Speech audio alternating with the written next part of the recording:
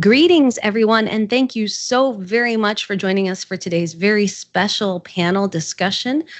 Today, we are hosting the fifth in our series where we are celebrating women in technology. And today, we're going to be focusing on some audio pioneers, and we have some amazing panelists today. So I hope you're all excited. I am super excited to hear their insights and their backgrounds. But before we get into that, just a few items of housekeeping. First of all, this session is being recorded. It will be available for on-demand viewing. We're going to post it on our general Shure YouTube page. And we will also send a link to that once it is available for everybody, to all of the registrants. So that will be on our Shure YouTube page. Be patient with us. We might want to edit it a little bit, make sure it's the highest quality for you. So it might take us about a week or so, but we will get that posted on the Shure YouTube page and we'll send you an email.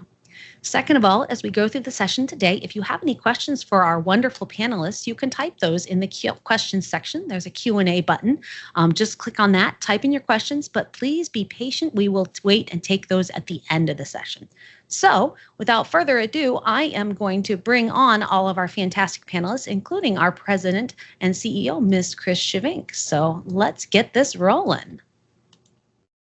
All right. Well, thank you, Cheryl, and welcome to our Celebrating Women in Technology panel, featuring some amazing women audio pioneers that you're going to be meeting today. As Cheryl said, my name is Chris Schyvinck, President and CEO of Shure, and I am streaming from our headquarters just outside of Chicago. This is actually our fifth Celebrating Women in Technology panel. Our first one was in 2022. And we had 4 women at that point on our panel that were focused on the theater industry. From there, we went to location sound, and then we had another panel on broadcast sound, and our most recent one featured experts on live sound. You can watch all of those sessions on Shure's YouTube channel. Just search women in the search bar on the Shure channel, and you'll see these panels are available for replay. So this time, in conjunction with Shure's 100th anniversary, we're featuring women who are, like I mentioned, truly audio pioneers. So it's a good theme for us, I think. At Shure, we've actually taken on a bigger role in advocating for more inclusion in the audio industry. Personal side here, I began my career as a mechanical engineer at Shure back in 1989 and held a variety of roles at the company, became president and CEO in 2016. But, I'm proud to say I was not the first female leader here. Mrs. Rose Shure took over the company in 1995. So that's 30 years ago. So the company actually has a 30-year streak of having a woman at the helm. And I think that's unique in the AV industry. It's unique in any sort of technology company these days, I think. So something that I'm proud to carry her legacy on. So without further ado, I'm really honored to be here among a very, very distinguished panel. We're also joined by attendees from all over the world, so I welcome you to our discussion today. Like Cheryl said, we're going to have about 90 minutes here, and you're going to have the opportunity to ask some questions as well. So let's get started and let's introduce and talk to who these women are. So I will start, Becky, with you first, out of Nashville, Tennessee. Tell us a little bit about yourself, what you do. I am a live touring sound engineer. I do front of house for a band. And have been doing that for quite a while. I also own a production company that does corporate events for nonprofit organizations all over the world. That's pretty much it. All right, thank you. Thank you. From the UK, we have Leslie joining us. Tell us about yourself, Leslie. Hi, everybody. It's an honor to be here. And I just love seeing all the women on screen. I am based in the UK in Brighton. Let's see. I think we must have gotten our start at the same time, Chris, because I graduated Indiana in 1989 and went to work for National Public Radio at the time. But I guess keeping with the spirit of the topic today, I was the first African American president of the Audio Engineering Society, but not the first woman. There were 8 or 9 or maybe even 10 women who preceded me as president. And I started a company called Immersive and Inclusive, and that is basically our main activity has been doing the Pro Tools and Dolby Atmos training for underrepresented groups. So global majority and women and gender expansive folks. And yeah, so I think those are the big ones. I do a whole bunch of other stuff, but I want to make sure I'm giving everybody lots of time to tell their stories too. All right, and we'll have some time after this to hear some more details. So let's talk to our second person here from the UK. Sarah, could you introduce yourself, please? Thank you, Chris, and it's an absolute honour to be here. I have to say I've got a little bit of that self-limiting belief and that fraudulent feeling. I'm certainly not an audio pioneer. I have been in the AV industry, though, since 1997, so certainly some period of time. I'm Sarah Joyce. I'm the Chief Global Officer with AVIXA, the Audiovisual and Integrated Experience Association. We're the trade association for the audiovisual industry and also the producer of trade shows, Infocom trade shows around the world, and co-owner of ISE, if anybody's getting ready to be in Barcelona in February. It's an honor to be here. Thank you very much. Okay, thank you, Sarah. So back to the US, let's hit East Coast with Sides from New Jersey.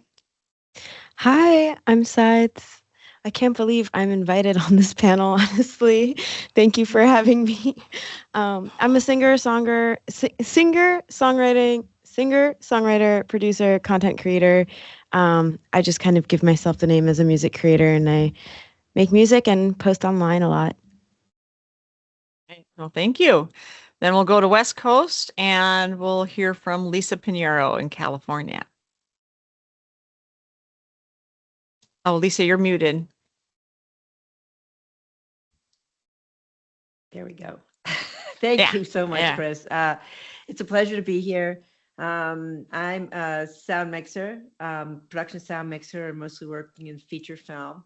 And I've been doing this since the mid 80s, and mostly in Los Angeles, and have now just started to dial it back, and I've moved up to the Northeastern Sierra to enjoy more quiet time. That sounds awesome. So, all right, good introductions. Thank you. But I think everybody in the audience and I want to hear a little bit more about your backgrounds. So I'd like to hear a little bit more about how you got into the industry in the first place. Was there something that attracted you? Was there a person that helped you along the way? You know, I was describing my my starting at Shure in '89, and the fact that I didn't know much about the AV industry at all, and I always say I kind of walked backwards into it. So, but it, you know, it has stickiness to it, and you know, here we are, 36 years later. So, Beckie, how did you get here? What happened? And, you know, Well, if you who walked in helped you? backwards, then I fell down the stairs rolling backwards. So that's kind of. I did restaurant management for years and was just unhappy with life and didn't know what I wanted to do, and had a conversation with my dad, who was very much like, "What are you passionate about?" And I'm like, "Music, that's it." Didn't play instruments or any of that, cannot sing, but can tell if someone can't sing. So I guess that helps in the audio portion of it.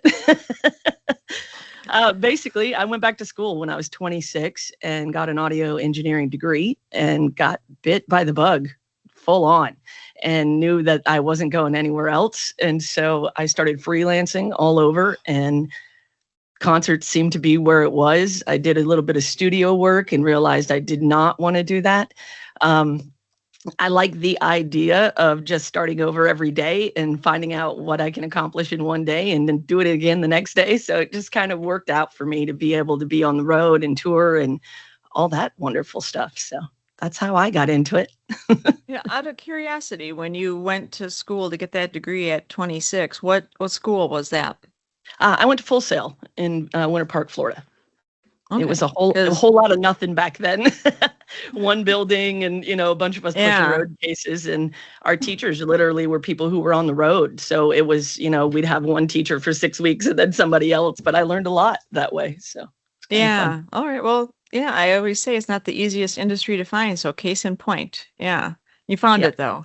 I found it. Leslie, how did you get here? How did you find the industry? How'd you start?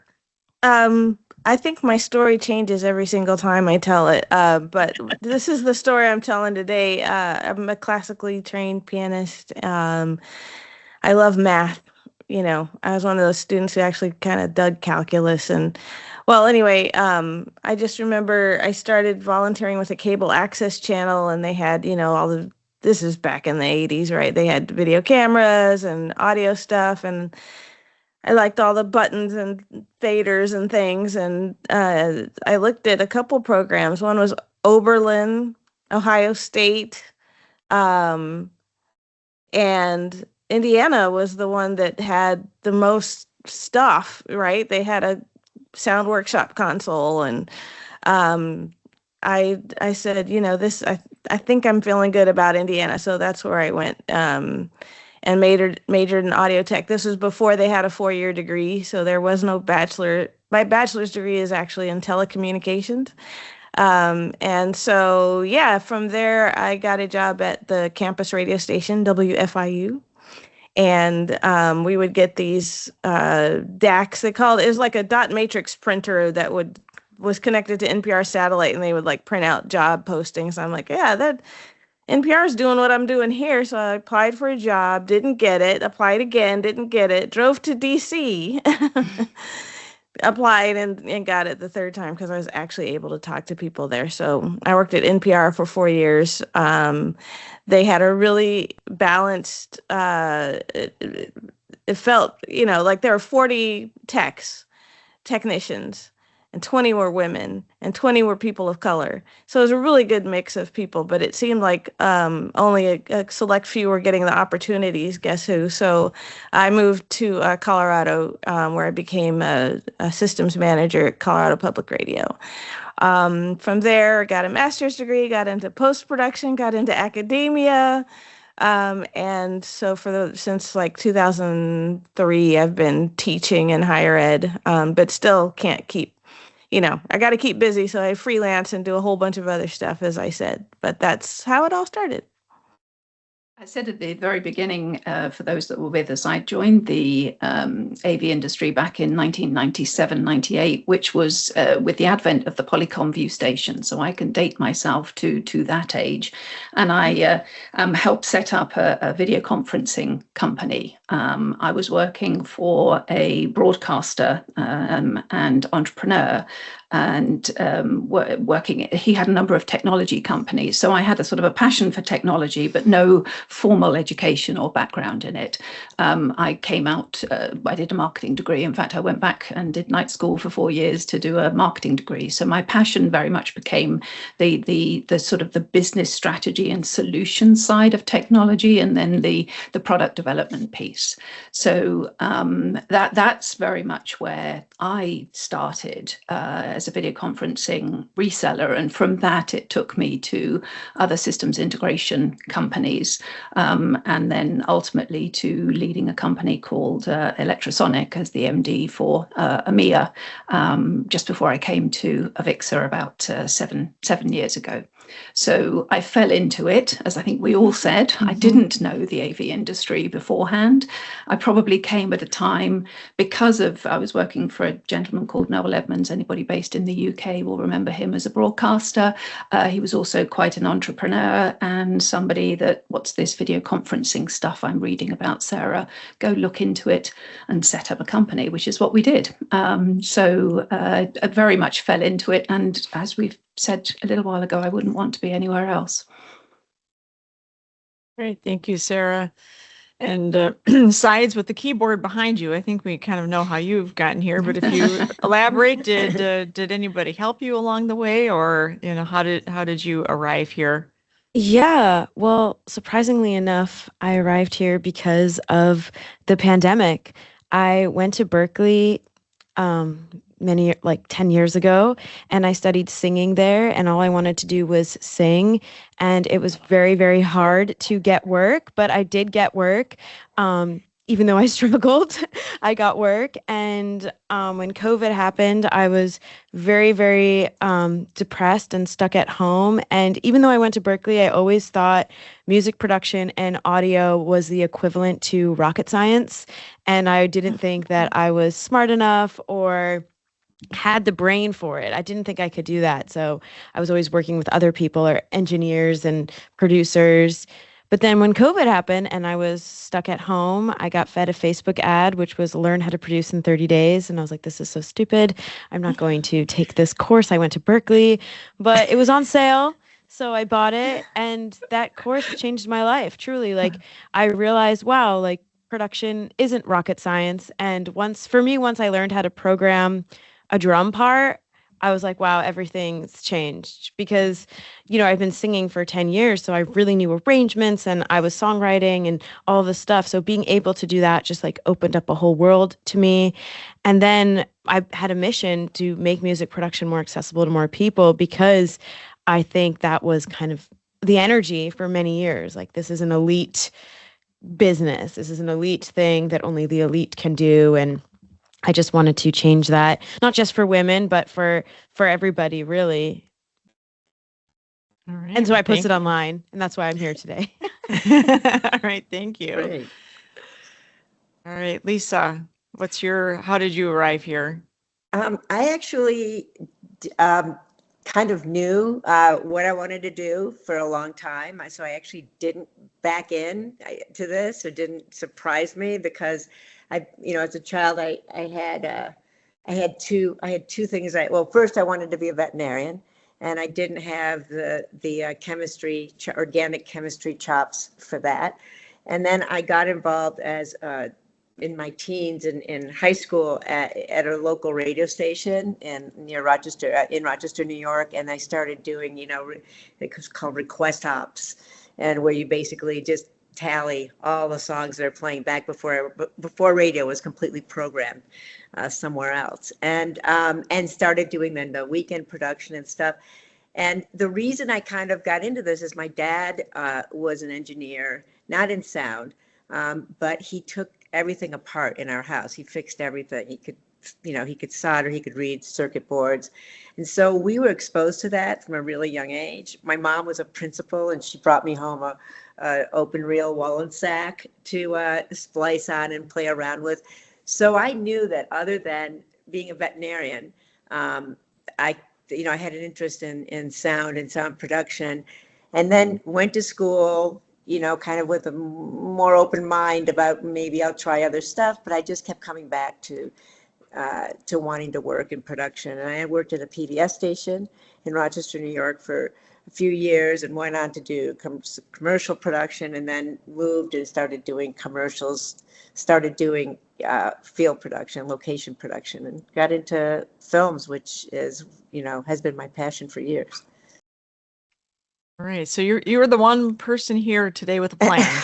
You got here intentionally. I did have a plan in it, and I felt I'm surprised. It's amazing because you think, wow, you almost needed a plan because it was so hard to get into at that point for us. I think especially for women, and certainly for people. I can't even imagine having any other roadblocks. Because it was definitely a man's world. In the 80s anyway, when I started. So that's the next question I actually wanted to pose to everybody here is, the challenges and, either back in the day or fast forward to today, what kind of challenges did you face and, how did you overcome them? So I'll just pick on you first, Lisa, and then the rest can chime in. So you're facing this world where you're not like anybody else. How did you overcome that? I think it's just, for me, it was just kind of a couple things, being really stubborn and single-minded about this is what I want to do, and I'm going to do it, and I'm going to find a way to do it.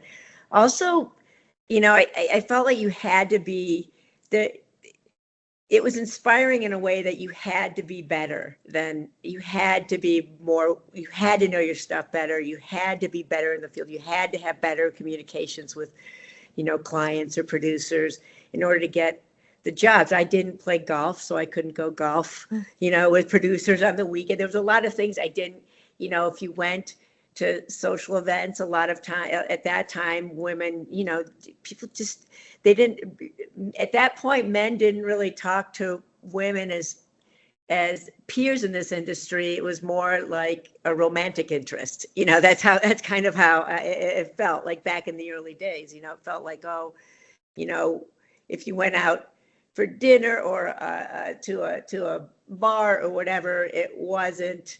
There were very few men that just at that time that just would talk to you as a peer. There were a few, and I kind of grabbed on as those are my mentors. And there were, that's pretty much it. It was just find the people that know what they're doing, learn everything you can, and then just push through, because there's, there definitely was a lot of pushback for a woman in a technical kind of capacity on set, for sure. Mm-hmm. Thank you. What about the rest of the group? And anybody that wants to jump in? I'm happy to add one from a sort of maybe an organizational perspective and also a self. But the other intersect, I think, that was the challenge, of course, was age. 25 years ago or so, we were that much younger when we were entering into this. And it was, society was very different then about being in your 20s and 30s and what your expectation of knowledge was. And I think that's shifted enormously, thank goodness.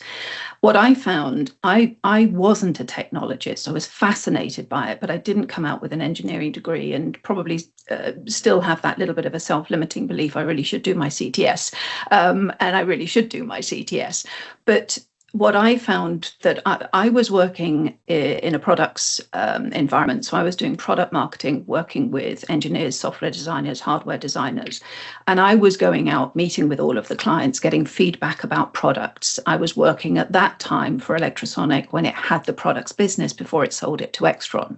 So I had to learn a very different way of talking. What that took me into was understanding a little bit around organizational psychology, but actually a little bit more personal and a little bit more around, psychometrics and communication skills, and really trying to understand where my personality type was coming from and what I was trying to communicate versus how I was doing that and how it was being received. And I think that stood me in such great stead throughout all of my career, because what I needed to understand was, why was I, as a early 30s or whatever I was, woman, and I never felt it from a sense of, you're a woman, you don't understand what you're talking about. The language I was using was not the language that the other teams were understanding. I needed to get into what their needs were and their understanding was. And that every time, if I'm mentoring somebody or if I'm talking to groups, particularly with young women, I can't emphasize enough how invaluable that's been, because then when you get into leadership and management positions within organizations, even the simplistic sense, you understand to bring the introverts into the room. If you're a natural extrovert, how do you bring the introverts into the room? You don't take all of the oxygen within a meeting. You need to give space. How do you do that? So it's not a sort of a technical example, but it was something that I quite early on realized I needed to change how I communicated and to best solve a client's problem. Mm-hmm. Thank you. Beckie or Leslie or Sides?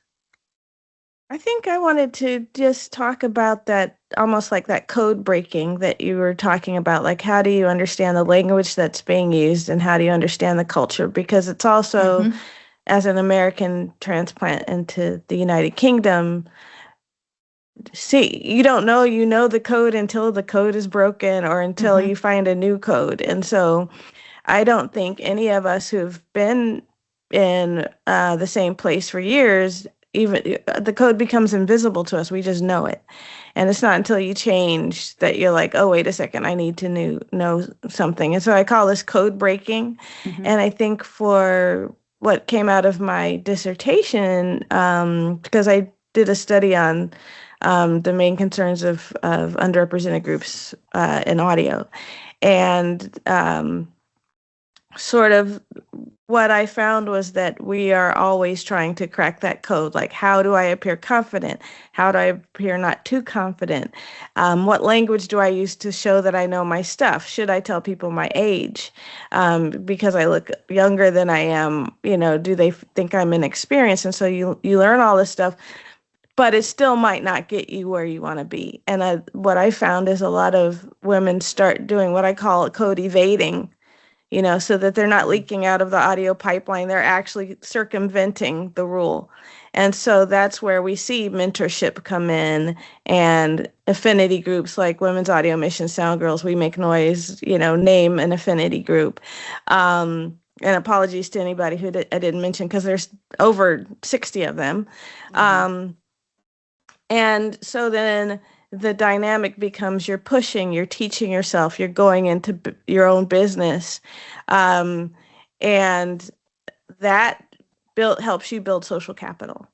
And so that way, you're taken seriously, because time and again, I hear the people who I interview say, people don't take me seriously. People don't think I'm an audio engineer. So that is what I call credibilitizing. And I did that's my current kind of research, is talking about how we credibilitize, how we get taken seriously in this industry. I'm very excited about reading that and figuring that out. In live sound, it's a whole ball game of who doesn't know what, and it's who's the old boy that or the guy that that can get you in, and it's still very much that way. There's not a hiring process really for live sound. It's all about networking. It's all about who you know, and being one of the only women in it for years and years. I didn't even meet another female or another woman in the industry until I was in it 11 years, I think, doing it. So when I did see a front of house engineer that was a woman, I attached myself to her pretty fast. And I was like calling her all the time and asking her a million questions. And that's actually how I got on the road 10 years after I met her. She called me back. She said, we'll get you on the road. It's going to take longer, and it happened. And I'm out there. And now it's like, I'm seeing women in every venue we go in, which 10 years ago, that was not the case. I could count on one hand how many women I'd see around the country, or around the world, even doing what we did. So now that there's at least one in every venue, that's huge, but it's still not equal by any means, and especially in live. I don't know how it is in everybody else's industries in audio, but in live, it's still very lacking for sure, and hard to get into. Yeah. Besides, do you want to add any challenges on your side? Yeah, I think definitely my biggest challenge is not all men. I believe there's like two types of men. I believe there's men and then there's men. And like only women understand the difference. And it's hard because I hate to batch them all together, truly. Like, I don't believe that they're all the same. But I think the part that's hard, especially being online and being in front of so many cultures and places, not just our own, not just from the US, or like, we've changed so much, and some countries haven't changed yet, and some countries have changed a lot more than us. But just the constant comments about the way I look. Literally, and I don't talk about anything about the way I look. I make a point to dress like this. I make an effort to dress like this, truly, just to dress very chill and to not wear makeup, and to just nothing I do has anything to do about the way I look. And all of the time, whether it be on any type of video, a brand video, an ad video, a post about Logic Pro, all the time there'll always be something about the way I look, and I don't know why. And I wonder if men experience that too. Maybe they do. I don't know. Mm-hmm. A common thread that we had talked about a little bit earlier, and Lisa, you alluded to it. It was, a little bit of imposter syndrome. And you, Lisa, I think you said feeling like you have to do more, you have more to prove, and things like that. So, just another theme that I had picked up on a little bit, and. So I wasn't sure if anybody wanted to comment on that. Sarah, I think you had talked about it a little bit earlier. I think it is natural, and the studies also show it. I don't like to do generalizations, but There is a study, and I cite it at any women's group I stand up and talk at, that we have a tendency to do that to a greater general degree. So I had an example of it talking about challenges. I think I hosted the first women's breakfast at ISE back in 2015, and I asked two very high-powered women I knew who were clients working in the industry, heads of AV. Both of them didn't want to present. They both felt uncomfortable presenting. It wasn't their natural space. And I understand that, but if you can't do it, you can't be it, you can't see it. So, I put myself forward and I did the presentation, and I got a coach and a psychologist to come and talked exactly on that subject to help that group and that room sort of understand. None of us are natural when we start, irrespective of gender. We're just not. It takes practice. No matter how much you might be a jazz hands and walk into the room fully comfortable and confident, it still takes practice to stand up in front of a group and talk or give a presentation, particularly if it's very authentic and very personal. So I think it is something we have. I just encourage, put that voice away, take a breath, take a step. And also, particularly if you're doing a panel session, what's lovely is you can support each other. In fact, in August, I was at the Integrate show in Australia and on the women's panel. And one of the women there, she'd never spoken before. She was super nervous, perfectly natural. And we just supported her to say, you've got this. You're talking about your expertise. You're talking about a subject matter, something you know within your business. 100% you've got this. If you stumble over something or if you feel uncomfortable, one of us will pick it up. Nobody's going to leave you. And she was glowing at the end of it. You know the buzz she got out of doing it. So yeah, we have it. Put it as much as possible to the back of your mind. Dig deep. You've got a community of people. Leslie, you talked about all of the women's groups. There's Women in Live Music as well. Avixa has a women's council around the world. There are some, Christine, you've spoken at it. Thank you. In the US and in India, there are some really, really strong communities out there to tap into. And these are groups that are, they're not women's only groups. There's a lot of men that are part of them because there's a lot of men that are allies and that are supporting and that are leading businesses and have got very strong initiatives, inclusion initiatives within organizations.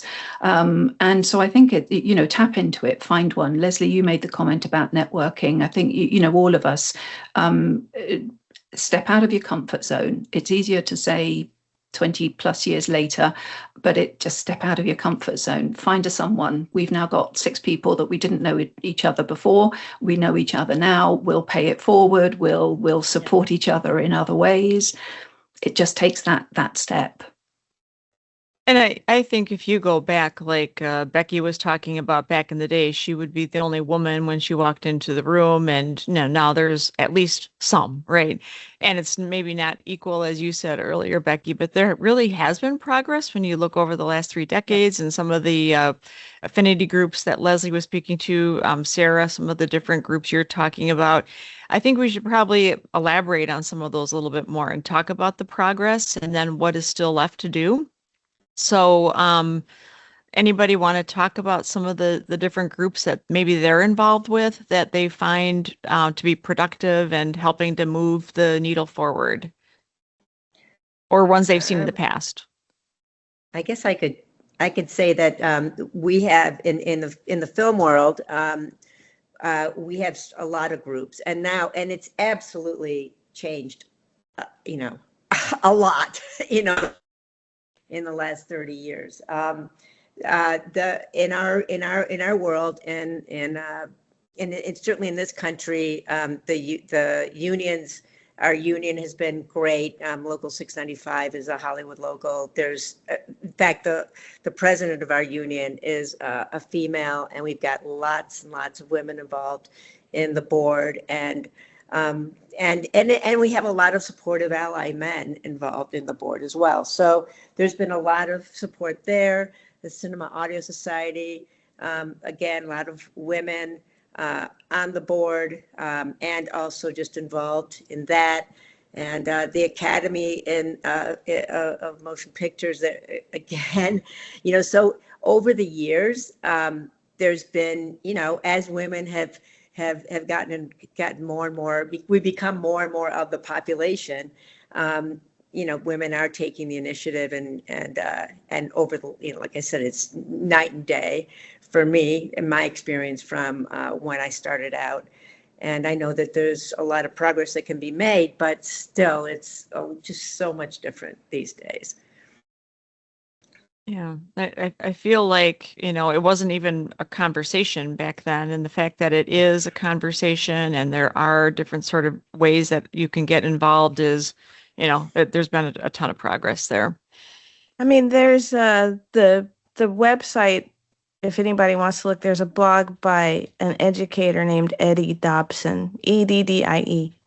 And you can do a Google search for 70 feminist audio collectives, Eddie Dobson, and you'll see the list. And so she's got SoundGirls, of course. So we have to rep Beckie Campbell, right? So SoundGirls, Women in Live Music, We Make Noise, Gender Amplified, Audio Girl Africa, 2% Rising, Women Who Are Sound, Gender Amplified, The Digilog.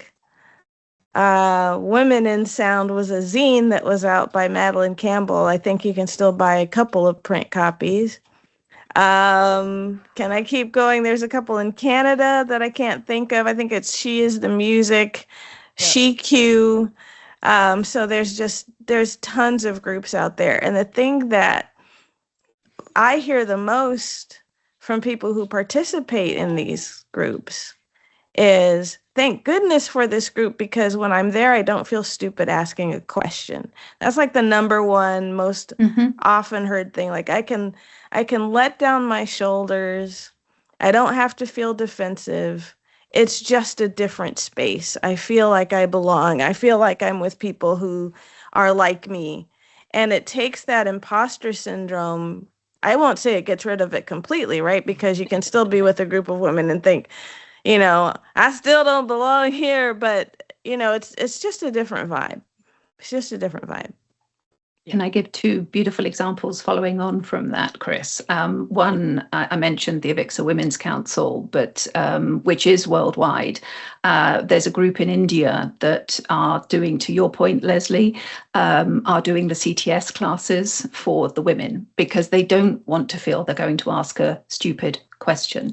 And that was set up by Kirti Shetty, was the first woman CTS in India. She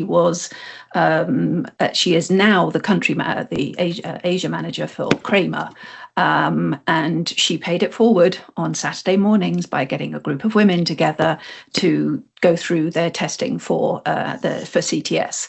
And we now proportionally have more women coming out of India with their CTS, their CTSI, and their CTSD.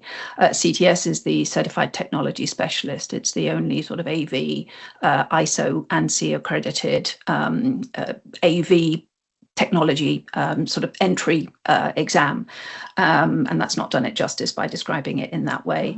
But if I may, I will share an example of something that I don't think would have happened probably 10 years ago.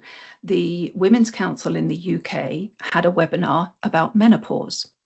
And there were so many men in that group asking questions. How do I help? Great. What do I need to know? How do I support colleagues? I run a business. What do I need to be aware of?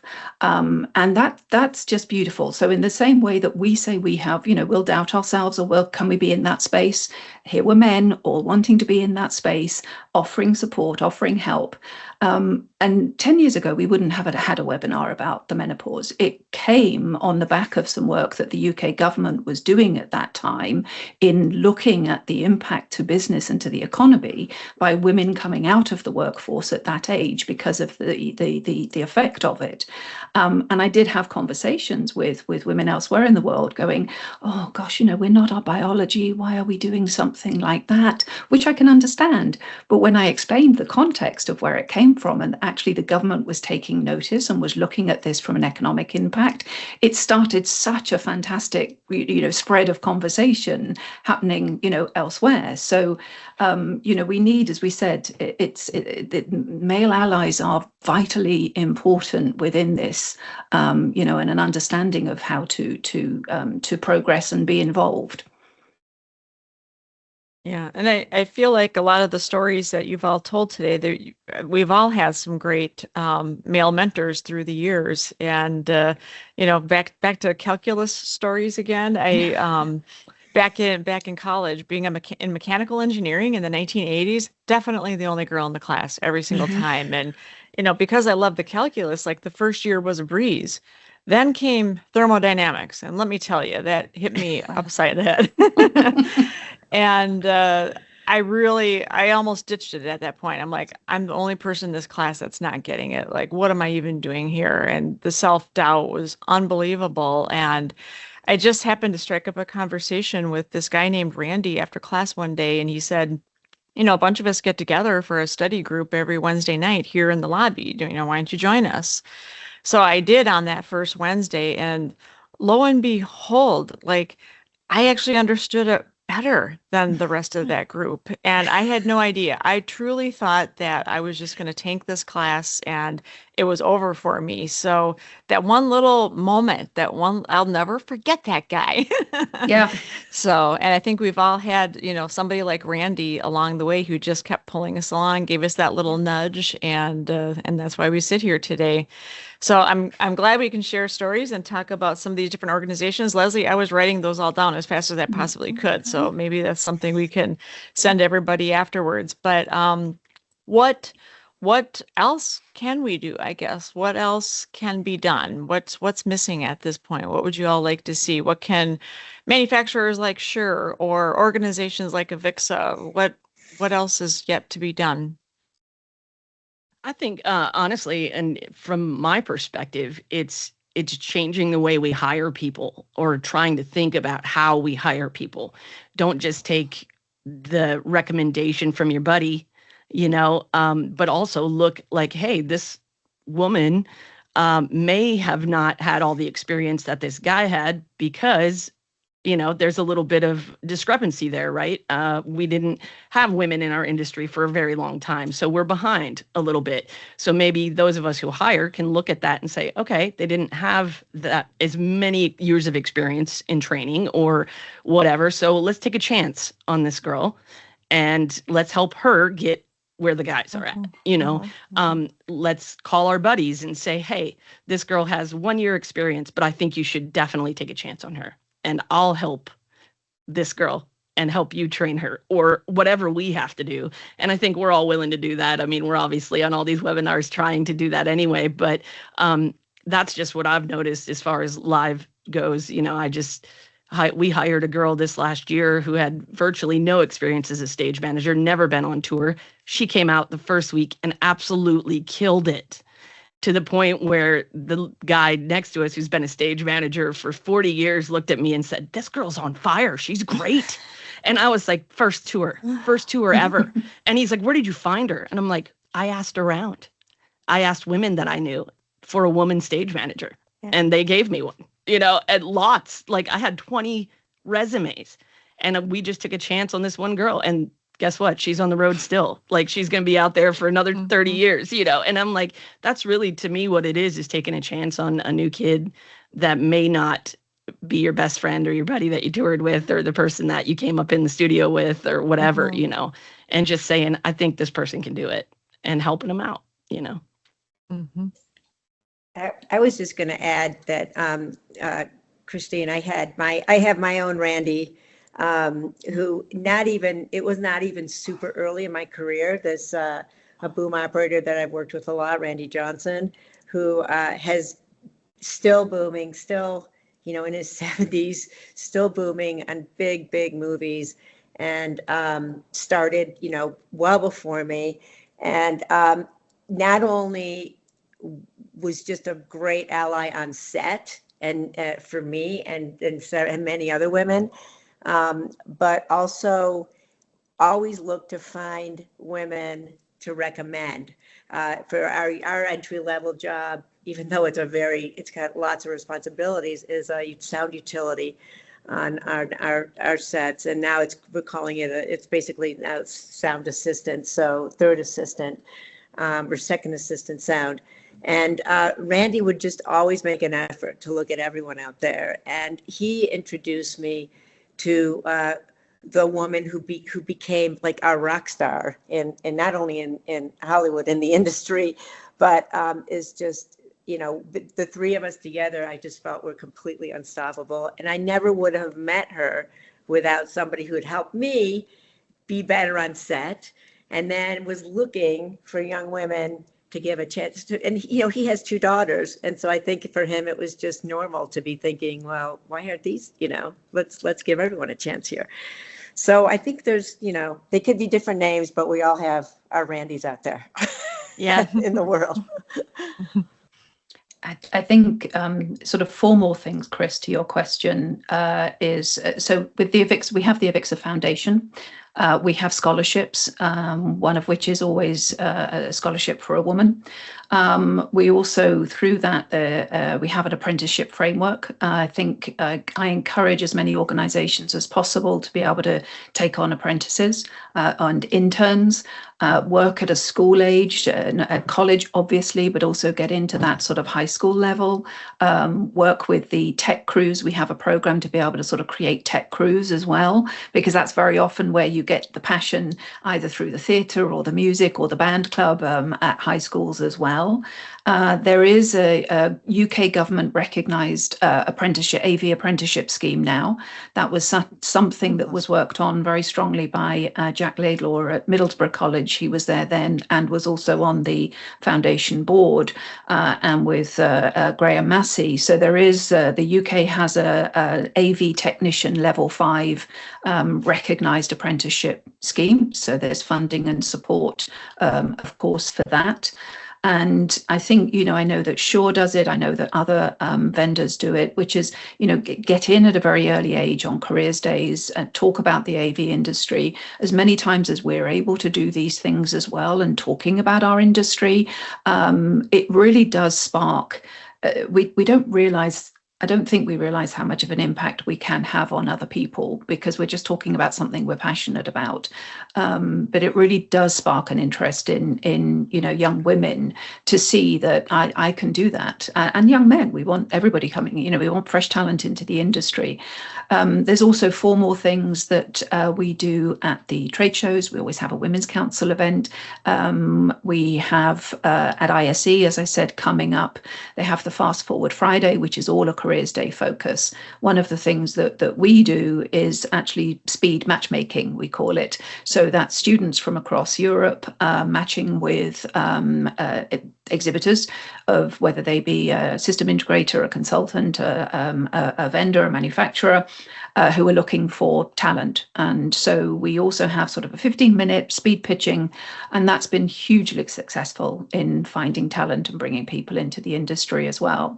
We're also piloting a number of programs of getting CTS and technical training into colleges. So we're a small organization to be able to do that. We have the frameworks that we can give our members and the industry to be able to take that themselves, because we've all said it, once we fell, tripped, rolled into this industry, we're not going to go anywhere else, are we? So we can pay it forward ourselves by talking about what the opportunities are as well. And what I love about this is from every level, it's not it's engineering, it's programming, all the careers that are there for women are the full gamut of everything that we do within the industry.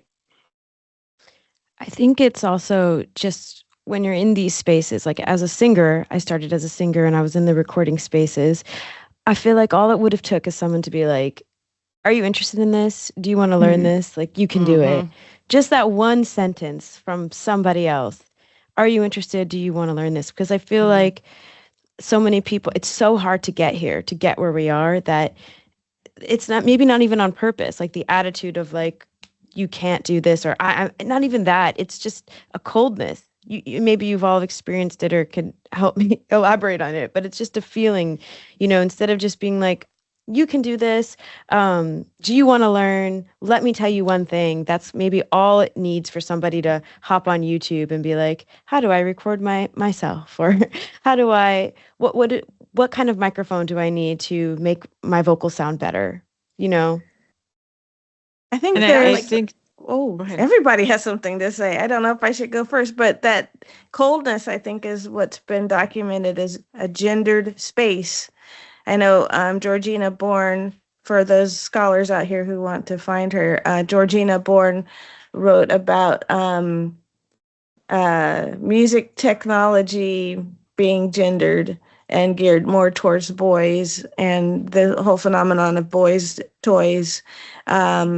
And she talked about the gendered spaces, even, if you're talking about a computer lab, like back in, again, back in the 80s, but, we would see a computer lab and the guys were in there and or you would, when you're in the 4th grade and there's a snow fort and the guys are in there, it's like, there's all sorts of gendered spaces. And so, even today, I have a son who is into music tech, yay.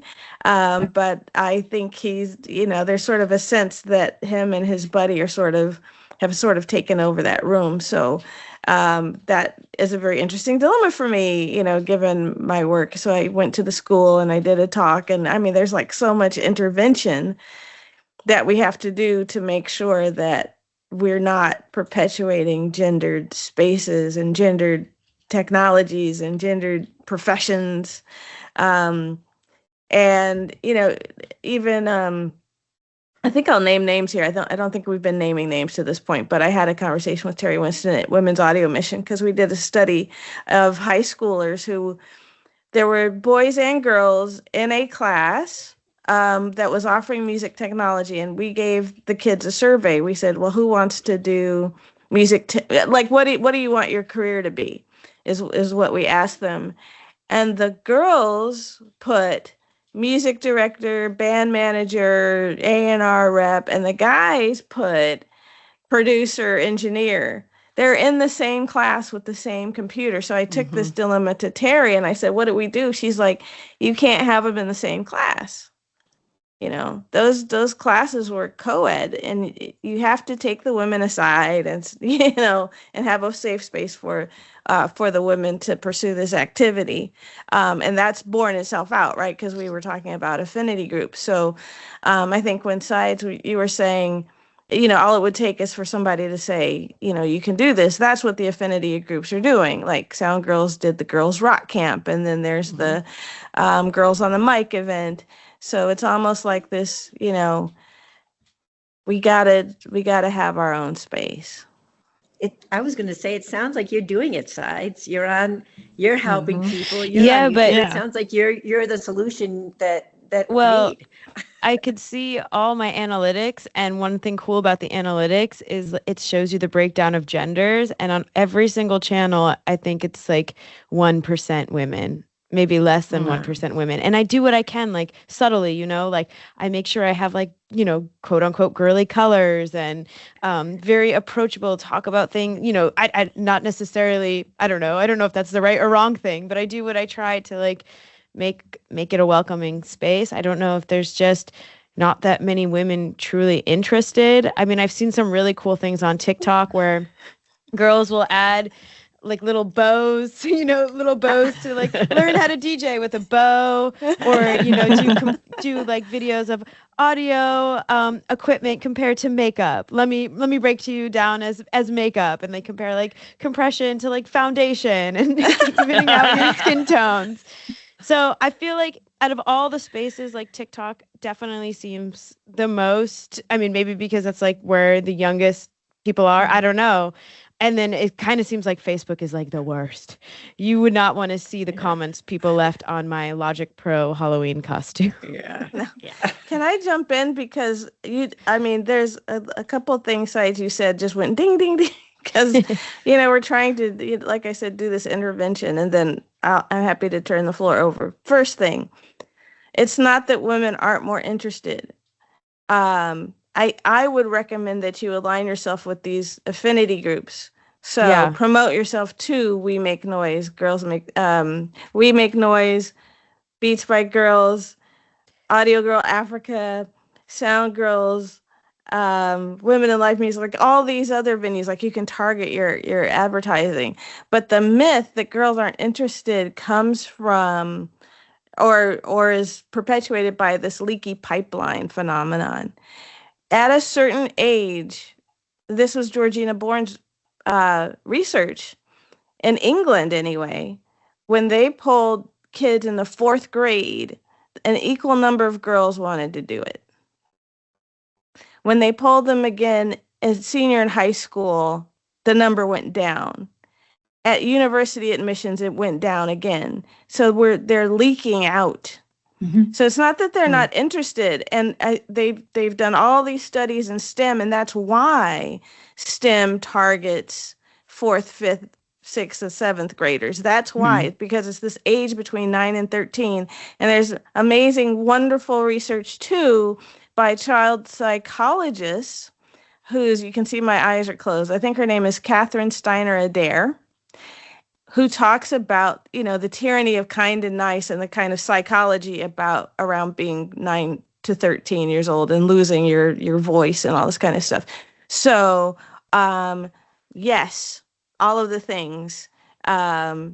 Try and like I said, I just recommend looking for these networks who will help you reach a wider audience of women and girls.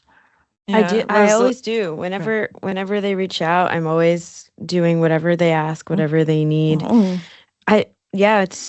It's definitely crazy. And I mean, I think it's just, like you said, slowly shifting the needle. Whenever someone comes up to me, a woman, anybody really comes up to me and they're like, oh, will you produce my track for me? I'm like, well, no, I don't do that. I only make my own music. And also you can do it yourself. Like I always just say like, you can, and then they're always like, there's like always a moment like I can.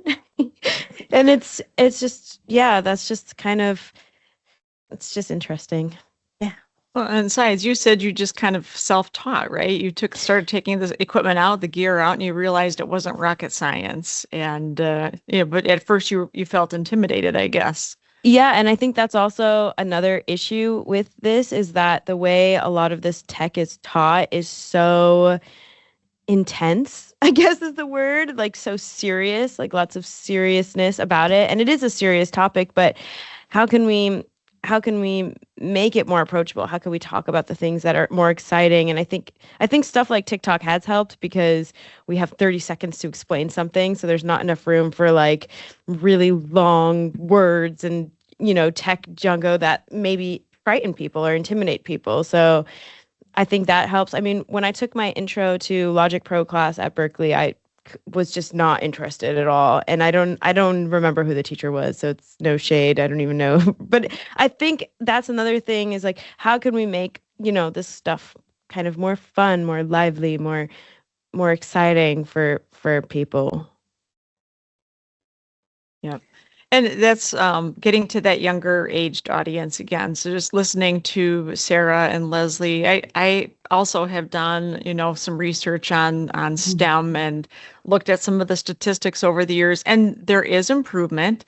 However, in the 80s is when there was the highest percentage of women going into computer science, and now it's actually back down again. So there is still a lot of work to forge ahead. And I think just getting to young girls at a really critical age and debunking the myth that it's, it's not something that they can get involved with, and presenting it in a different way. I think that's a great point size. And so different organizations that you mentioned, Leslie, and I think organizations too, like Girls Who Code, and we've actually come across a young entrepreneur in Chicago who's making dolls for little girls that are like mathematicians and astronauts and things like that, and giving those to people at the Chicago public schools. So those little seeds that we can plant at that early age it's a lot easier for something to sprout then, compared to like trying to turn somebody around who's maybe already in high school, already has preconceived notions, or in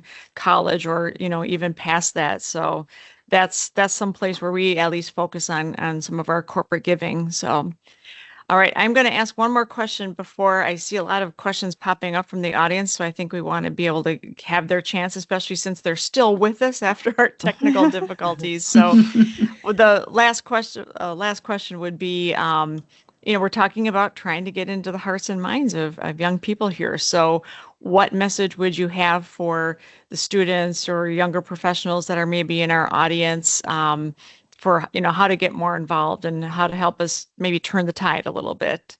So I'll throw that one out there. I would say definitely jump in on one of these groups or a couple of them if you can, get involved. I know SoundGirls is doing an expo December 13th and 14th. We're online on the expo.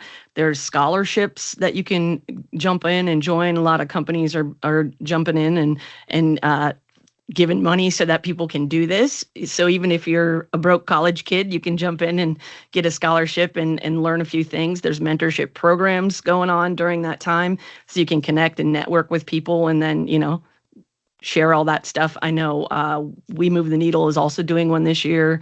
There's a couple others that are jumping in. I'm sure Avixa has stuff going on, usually in AES as well. So that to me is invaluable. I mean, I used to go through magazines because that's all we had is trade stuff for years, before the internet jumped up. And then it was like all the dudes, and Dave Ratt had a thing on YouTube. I think I watched every episode, and that was all that was out there. There was like nothing else, and now it's everywhere. So if you want to find a woman who does this and learn from them, we're online everywhere. I would call out just a couple of things. Echo all of that, Becky. And there's, tools and materials I've talked about on the Avixa Foundation. So avixa.org website, avixa.org/Avixa-Foundation. There's a whole lot of materials there for employers, for people that are interested, the scholarships, all of that. Also, we have our Avixa Exchange community, and that really is very much a community and groups that, meet each other, chat, subject matter expertise, but also Avixa TV. One of the things that we've done an awful lot of investment and work in, and I'm sure you've seen far more of that coverage as well, is a lot of the how do they do that, and some really, really fun, creative videos around who's in the industry, how certain projects are done, incredibly exciting, cool things. The Sphere has done wonders for all of us, being able to point at something and say, that's AV. We can point at a concert, we can point at theatre, we can point at the Sphere and say that's AV. So, all of those sources have got some really great, how do I get involved, who's in the industry, where do I reach out? We're all part of it. You can contact us, and we are all very much, I think the other beauty about this industry as well is we really are a people industry. We actually want to engage with people and meet people and be able to give sort of thoughts, ideas, advice, and learn from each other as well. I mean, that's just the constant lifelong learning here. So a few more tools to throw into the where would I find something. Perfect. All right. Not seeing anybody else raise their hand right now. We will pass things off to Cheryl to help us field some of the audience questions coming in. Fantastic. Thank you so much. So much wonderful, great information. Just a few things here. If you do have a question, please type that in the Q&A section and we'll get to as many of these as we can. First thing we had was not a question, but a piece of advice, which I think is helpful when we were talking about imposter syndrome. It says, the best advice I ever got about presenting to a group, if there was anyone out there who could do a better job than you, they'd be up here and you'd be sitting in the audience. But there isn't, and they aren't, so go get them. So I think that's some sage advice we can all take. I think we all face that imposter syndrome from time to time. Next question. This is a fun one. You all are so inspiring. Can you share one of your favorite experiences or accomplishments from your career?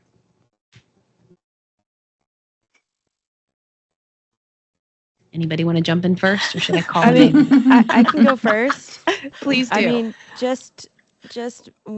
almost maybe 4.5 years ago, I didn't even know what a DAW was, and now I'm here in this panel. So that's pretty crazy to me. And if anybody is looking for a sign to start doing this, hopefully that would be that's the sign. All you have to do is maybe buy a course or go on YouTube or go to one of these events, and you can do this, and you never know where you'll be in a few years. And I never thought I'd be doing this for my career. I went to Berkeley for singing. So this is crazy. Thanks for having me.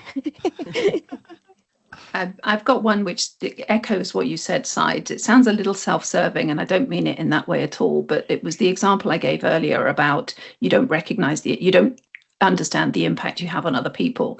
That first women's breakfast event that I hosted at ISE back in 2015, I think I met a young woman there, and she was not having a great time in her organization. She really was not. And 3 years later, we spoke, and I gave her just some thoughts, some ideas. And 2-3 years later, she actually came for a job. And I didn't know she was coming for a job. She got the job, and one of the things she said was because of the inspiration that she had, that there was a woman leading a business and this opportunity had come up, and she wanted to be part of that.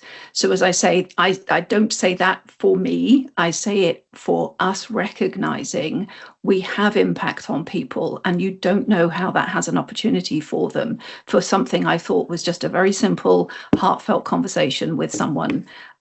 It really does resonate. So just being our fully authentic, heart open selves just have an impact for people. Yeah, I guess to answer the question about the favorite experience, I think, so I wrote this book called Women in Audio. A lot of the stuff that I've said today is in that book. But it was going to be a research. I approached it like a research paper, like I'm going to go on the internet and find some women in audio and write about them. But it didn't turn out that way, because I spoke to a woman named Joan Lowe, who was the woman who did sound for the first feminist album that I found in my research anyway, called Virgo Rising.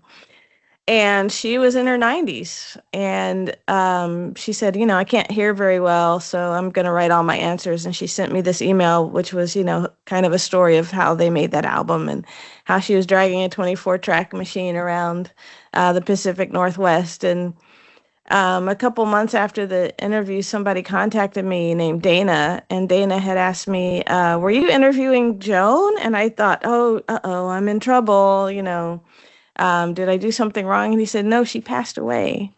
And I have these pictures I was hoping I could send to you. And so I said, sure, send them to me. And I got the envelope, I opened these pictures, and it hit me. I'm actually sitting right now in the room where I had this kind of epiphany. It's like, who would have gotten these pictures, And it struck me that we have to tell each other stories. Right? We can't be erased by history.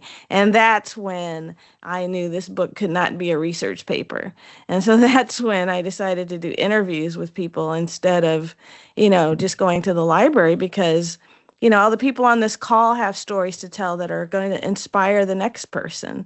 And so, let's stay visible. Let's tell each other stories. Let's lift each other up. So I guess that's been the moment I'd like to share with you today. Piggybacking off of what you just said, that's one of the accomplishments that I really like. Is we started the SoundGirls podcast during the pandemic, and I used to be a disc jockey on the radio and just wanted to talk to people and hear stories about other women who do this and get their stories out. So we started doing that, and we took a little break, but we're relaunching this winter. So I'm really excited about that. And I think that's a great way to get other people's stories out and more women recognized too. So. Is it my turn? I'm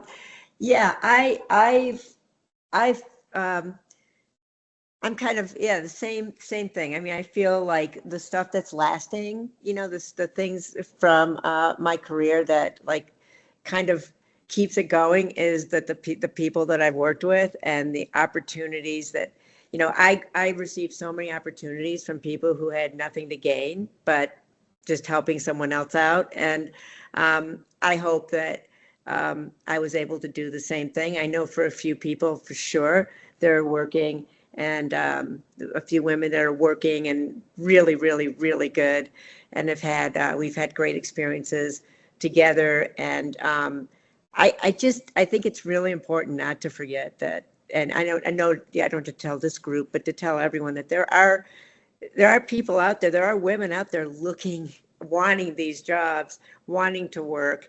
And there are a lot of, it's in the US, in my industry, you have to join, eventually you have to join the union to work on the biggest productions. But you can start in smaller productions if you're willing to start out at lesser pay and work the crazy hours that we all have to work in this business. You can learn a lot, and then and get to the point where you can get the hours, and then you can join the union and keep going. But there are definitely people I can name. There's so many women now working in the motion picture business, both all around the world, that I would just say, go out, learn the stuff you can in the non-union world. And also in England, there's many countries where the union is not, there's no union that you have to make hours for. We just get out there, learn your stuff, be really good, have a great attitude, and come in, and then it's just a matter now of knowing what you're doing and spending the time, getting good at what you do. Fantastic. Chris, you're also a pioneer. Do you have any highlights that you want to share? Any favorite moments from your career?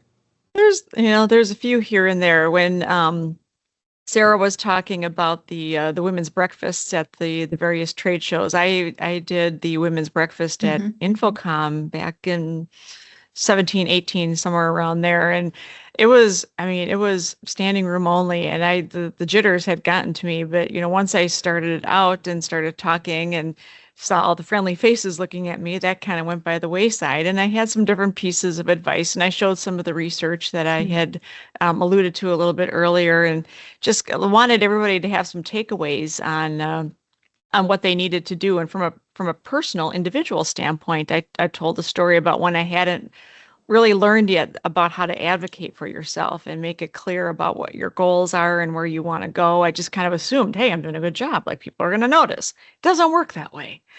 And a couple years later, somebody came up to me and indicated that they had actually listened to that and went back to their company and realized that they weren't advocating for themselves, and they thought they should maybe have an ownership stake in the company, and that actually happened. And never in a million years did I think that something like in a morning breakfast speech could have that sort of ripple effect. And there was a couple other small examples that came out of that. Big examples, I guess I should say. To me, they seem small, me saying these things, and to realize that by mentoring, by giving advice, the stuff that we are talking about right now, that all of that makes a difference. Your comments have some weight, have some power, and use it wisely. So awesome. Fantastic. Okay, next question. When so much of the content young people see comes from algorithms, I wonder if and how the algorithms gendering content and I wonder if and how the algorithms might be gendering the content and contributing to that interest leak. Any thoughts on that? Well, so the algorithms, what their whole point of the algorithms is to keep the people on the apps. That's their only goal, is to push content to the people that are interested in that content, so they stay on the app, so then they can sell ads and people will buy stuff from. That's it. So the trick is to create content that those people would be interested in. And in this industry, it's a little tricky because obviously, I don't want to alienate anybody. I want everybody interested. So you have to kind of tread a little lightly. And there are times where I definitely poked the bear, and I am way too sensitive for that, where I would do things that were really geared towards towards women. Like, example, a meme like, women, don't let men gatekeep music production. I'll teach you everything you want to know, to like a trending sound and just me in the studio as a female. And that got a lot of attention and a lot of hate towards men being like, this is false. Nobody's gatekeeping anything. And like, and again, like I always try to say, like, if you're a man that doesn't do this, I'm not talking about you, but it's a really hard thing to kind of, explain to people. I mean, I've had people being like, Taylor Swift is the example how this is not true. Like, just like the craziness, right? And anytime I talk about any of my experiences to, really push the content, teach the algorithms, oh, this is for women will be interested in this, let's push it to them, it kind of sometimes will alienate like men and different stuff, and sometimes I just don't have the energy for that. Do you know what I mean? Like, I'm just tired. I just want to post the things that will help everybody. So that's where it gets kind of tricky. Of course, for like a women's organization, I would say if that was their channel, I'd be like, go hard on that. Like, that's the kind of stuff you should be posting. Like, you should be posting the things that like women want to hear mostly, like women are interested in specifically. Like the example of like the makeup comparison to teaching compression with makeup, like that's a great example. Like, okay, the algorithms are going to see women are watching this, like this is for women, and that's what they're going to do. It's all just like computers and metrics and that stuff. They have a mission and they're going to stick to their mission. They're not going to do anything other than that if they're trying to like push an agenda, or so I think. I don't know the secrets of all the algorithms, truly. I think a lot of it has to do with us sharing too. Like, we share with our network, anytime there's a post or something like that, I try to see, like, if Leslie posts something, I'll share it, even though I'm not in the UK, because I have a bunch of women in my network that are connected to me that are going to see my share, right? So it's going to keep using that algorithm to go to another woman or another person who's interested in what you're interested in. So if you share it, that's going to help a lot more than just like, I'm not going to ignore that, or, that's just for women, or that's just for guys, or whatever. Yeah, I think that was what I was going to say as well, Beckie, is a way that we can all support each other is also digitally, and sharing and commenting and amplifying. I mean, obviously, we're not all necessarily on the same platforms, but just, uplifting. Sometimes just a like and a share can uplift another voice, in a resonant way, and hopefully teach those algorithms what for. So we are just about at time. I know we didn't get to all of the questions, so I'm so sorry if we didn't get to your question. But we are at time, so I don't want to take any more of these fantastic women's times from their day and let them get back to all the wonderful things that they're doing. So I'll throw it back to you, Chris, if you want to wrap us up and give our farewells. All right. Well, I do really appreciate all the audience sticking with us through our technical trials and tribulations at the beginning here. So, and if anybody that actually fell off when that happened, this will be recorded. I saw that question coming up, and you can watch it after the fact, plus the 4 prior panels that we've done. So it was truly an honor to listen to all of you today, to listen to your career paths, how you've gotten to where you are today. Absolutely amazing. It's been really insightful. If you have suggestions in the audience about any other sort of panels you'd like to see in the future, if you got a lot out of this one, which you had to have, please let us know. Send an email to publicrelations@shure.com. Please be sure to follow us on social media, Shure, at Shure, SHURE, of course, and learn more about future panels. So thank you all. This has been really remarkable. I appreciate it. Thank you all so much. Thank you. Thank you. Thank you for having me. Bye, everybody. Bye-bye.